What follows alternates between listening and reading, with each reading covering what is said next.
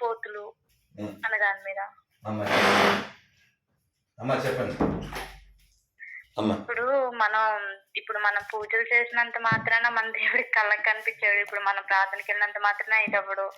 మన ప్రార్థన అయినా మన పూజ అయినా ఏదన్నా మన దాంట్లోనే ఉండాలి కానీ అవతల బ్లేమ్ చేయకూడదు కదండి. అంటే మన కొంపల దగ్గరికి వచ్చి వాళ్ళు అడుక్కున్నప్పుడు మనం రియాక్ట్ అవుతాం అంతే, అంత మించి ఏం లేదు. పంతులు గారు మామూలుగా అండి, అంటే నేను చాలా చాలా నిదానంగా మాట్లాడుతున్నాను. నేనేమనలేదుగా అమ్మా అన్నాను మిమ్మల్ని. ఏమంటానంటే ఇప్పుడు మనకి ఇప్పుడు ఫర్ ఎగ్జాంపుల్ ఒక అడుక్కునేవాడే వచ్చాడండి. ఇప్పుడు మన దగ్గర ఉంటే అండి ₹1 ఇస్తామండి. లేకపోతే అయ్యా లేదయ్యా పక్కకి వెళ్ళి రండి, లేదంటే పక్కింటికి వెళ్ళి రండో, లేదంటే లేదయ్యా వెళ్ళిపోండి అనో చెప్తాము. అతిగా ఇబ్బంది పెడితే మనం ఒక మాట జారో నోరు జారో చేయి జారో చేసుకోవాలి. ఇప్పుడు అవతల మనకి మరి ఇది అంటే అతి ఇదిగా ప్రవర్తిస్తేనో ఏదైనా చేస్తేనో మనం మన లిమిట్స్ అవన్నీ దాటి వాళ్ళు మనం మాట అనాలి. ఇప్పుడు మన దగ్గరికి వచ్చారండి, ఇప్పుడు గుళ్ళ దగ్గర చేసేవాళ్ళు అంటారు. ఇప్పుడు గుళ్ళ దగ్గర క్రైస్తవులు కొంతమంది, నేను కొన్ని వీడియో క్లిప్స్ కూడా చూసానండి. క్రిస్టియన్స్ లో ఒక ఆవిడ గుడి దగ్గర కూర్చుని ఇప్పుడు ఏంటంటే బొట్టు ఏమీ లేకుండా పూలు అమ్ముకోవడం అలాంటివి చేసుకుంటుంటారు. ఇప్పుడు మామూలుగా చర్చి దగ్గర కూడా కొంతమంది హిందూస్ కొబ్బరికాయలు అవన్నీ పెట్టుకుని చర్చి దగ్గర కొబ్బరికాయల ఇదేంటి విచిత్రం, చర్చి దగ్గర కొబ్బరికాయల మామూలుగా గుడి దగ్గర కొబ్బరికాయలు అవన్నీ పెట్టుకుని గుడి దగ్గర అదే చర్చి దగ్గర కొబ్బరికాయలు ఉంటారు. నార్మల్ ఒకసారి క్లియర్ గా ఇప్పుడు గుళ్ళ దగ్గర కొంతమంది క్రిస్టియన్స్ మా వాళ్ళు ఏంటంటే కొబ్బరికాయలని లేదంటే పువ్వులని లేదంటే ఇవన్నీ వస్తువులు పెట్టుకుని ఉంటారు అక్కడ ఏమైతే ఉంటాయో ఇవి.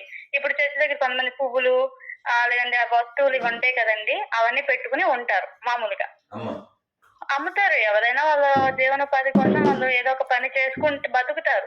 ఇప్పుడు మనకి నచ్చకపోతే పక్కకి వెళ్ళండి అని ఏదైనా చెప్తాము. ఇప్పుడు తయారు చేసే వాళ్ళలో క్రిస్టియన్సే ఉంటే వాళ్ళే తాగుతారని కాదు కదండి.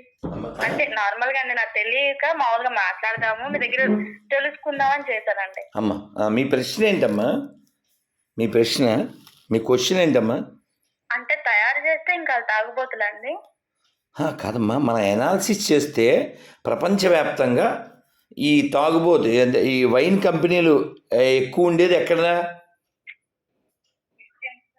ఇప్పుడు తయారు చేస్తారండి, కాదని నేను అనగల, పోనీ తయారు చేస్తారు అంటే అమ్మ మన సొంత అమ్మా కాదు తల్లి అమ్మా మాత్రాన ఇక వాళ్ళు ఇక తాగుబోతులు ఇక ఇళ్ళమ్మట వచ్చి అడుక్కుంటారంటే ఇప్పుడు ఎవరైనా అమ్మా ఇదిగోండి ఇప్పుడు ఒక మంచి ఇప్పుడు పంతులు గారు మీరు ఒకళ్ళు ఉన్నారండి, 10 మందికి అన్నదానం చేస్తున్నారంటే అరే ఇదిగో నీకు ఈ అన్నం లేదు కదా 2 రోజుల నుంచి నేను తీసుకొస్తానండి, మీరు ముద్ద పెట్టరా?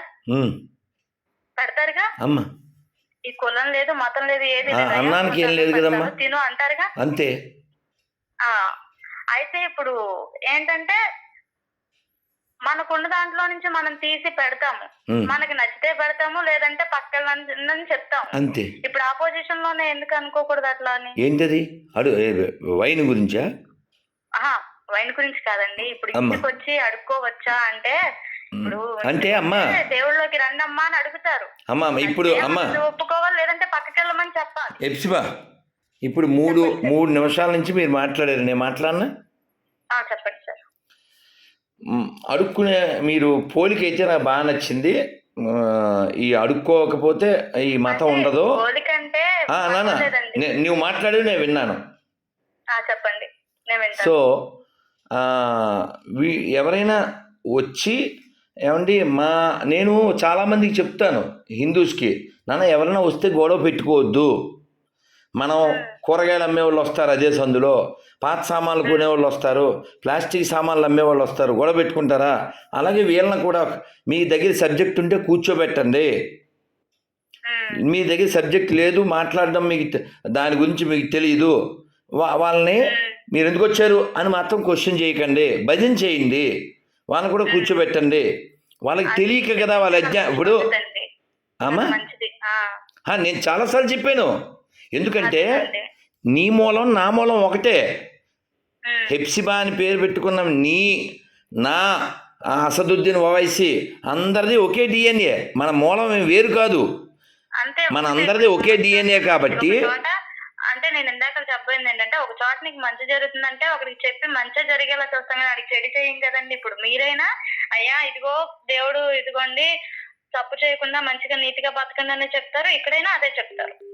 విషయం ఏంటంటే ఇప్పుడు ఎవరో వాళ్ళకి ఎక్కింది, వాళ్ళు వచ్చారు, ఇళ్ళ దగ్గరికి వచ్చి బోర్డులు పెట్టో లేకపోతే మైకులు పెట్టో నమ్ముకోండి అని చెప్పి వచ్చారనుకోండి, వాళ్ళతో గొడవ పడద్దని చెప్తాను నేను. ఎందుకని వాళ్ళు కూడా మన వాళ్ళే కదా. ఇప్పుడు ఉదాహరణకి ఫర్ ఎగ్జాంపుల్ మీ నాన్నగారి పేరేంటమ్మా? సహదేవుడు. చూడండి, ఎక్కడది? మహాభారతంలో పేరు. మీ మూలం ఎక్కడిది? ఇక్కడదే. ఒక చిన్న, మీరేం చదువుకున్నారమ్మా? చదువుతున్నారు ఇప్పుడు? నేను టెక్నీషియన్ అండి, బీఎస్సీ అయిపోయింది. అమ్మా నేను అంటే నువ్వు పుట్టక ముందు ఓ పాట దాదాపు 30 ఏళ్ల క్రితం ఓ పాట నేర్చుకున్నాను. ఆ పాటలో ఒక లైన్ ఏంటంటే, James father Jackson, Jackson father Jaipal, Jaipal father Jairam, grand father ఒక్కడే, గతమంతా మనదొక్కటే. కాబట్టి మతం మారచ్చు, గతం మారదు. ఇప్పుడు మీ నాన్నగారి పేరు సహదేవుడు కాబట్టి ఆయన పాపిష్టోడా? కాదు. ఆయన మీ తాతగారు వెధవా? కాదు. మీ ముత్తాత, మీ పూర్వీకులు పనికిమాలినోళ్ళ? కాదు. మనం దేని వ్యతిరేకించాలంటే బ్లైండ్ బిలీఫ్ని మనం వ్యతిరేకించాలి. ఇప్పుడు మీరున్నారు, మీకేదో బండి ఉంటుంది కదా, 2 వీలర్. ఏం బండి అమ్మా మీది? లేదా? ఓకే, నాకు బుల్లెట్ ఉంది, ఇంకెవరికో స్ప్లెండర్ ఉంది, ఇంకెవరికో దాన్ని ఏమంటారు యాక్టివా ఉంది. ఎవరి కంఫర్ట్ని బట్టి వాళ్ళు వాళ్ళ వాళ్ళ బళ్ళు తీసుకుంటారు. అంతేగాని అందరూ బుల్లెట్లే వాడాలి, అందరూ యాక్టివాలు వాడాలి, అది రూల్ ఏం కాదు కదా. మీకు నచ్చింది, మీకు యేసు అనే క్యారెక్టర్ మీకు నచ్చింది, మీరు అందులోకి వెళ్ళారు. ఇంకోళ్ళు ఎవరికో శివుడు నచ్చాడు. అమ్మ నేను పూర్తి చేస్తున్నా తల్లి. నాన్న కాదమ్మా, మనం అమ్మ నాన్న నేను పూర్తి చేస్తా. అలా ఎవరికి నచ్చిన దాన్ని వాళ్ళు విశ్వసించడం దోషం కాదు. మనం ఎక్కడ ప్రాబ్లం వస్తుందంటే, సహదేవుడు అనే మీ నాన్నగారు ఎవరికి గొప్ప? మీకు గొప్ప. సత్యనారాయణ అనే మా నాన్నగారు నాకు గొప్ప. ఇప్పుడు నేను మా నాన్నగారి గురించి చెబుతూ మీ నాన్న వేస్ట్ అంటే నీకు బీపీ వస్తుంది. మీ నాన్నగారి గురించి చెప్తూ మా నాన్న గురించి ఏమన్నా అంటే నాకు బీపీ వస్తుంది. అలాగా యేసు దేవుడేనో, లేకపోతే యేసు వచ్చాడనో, లేకపోతే మరణించాడనో, రక్తం కార్చాడనో ఇలా చెప్తే పర్లేదు. ఇక్కడ ప్రాబ్లం ఏంటంటే, ఈ గొర్రెలతో మీరు విగ్రహారాధన చేస్తున్నారు, నరకానికి వెళ్ళిపోతారు. ఎంత దారుణం అండి. ఆ లెక్కకు వస్తే మీరు ఒక మాట చెప్పండి, మీరు బైబిల్ చదివారు కదా మొత్తం? అమ్మ అంటే మీరు ఏమనుకోకపోతే బైబిల్లో ఎన్ని చాప్టర్స్ అమ్మా?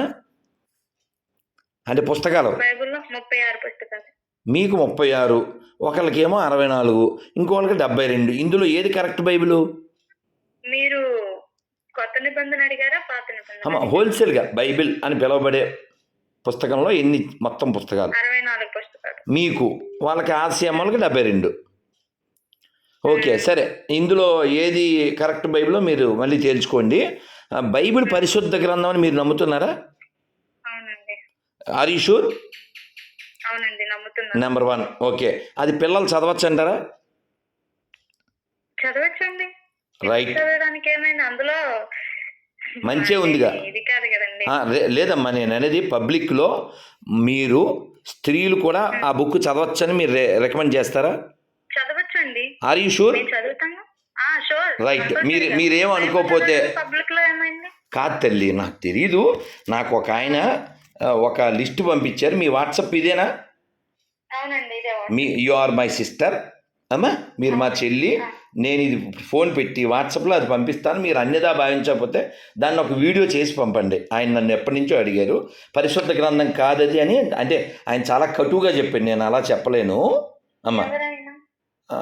ఆయన ఎక్కడి నుంచో ఫోన్ చేసి నాకు అది పంపించి, గురూజీ నేను కూడా మతం మారదాం అనుకుంటున్నాను, కాబట్టి దీన్ని ఎవరైనా ఆడవాళ్ళు చదివి, బైబిల్లోదే, నా సొంతం కాదు ఇది చదివి వీడియో చేస్తే చాలు నేను మతం మారిపోతా అన్నాడు ఆయన ఒక బ్రాహ్మడు.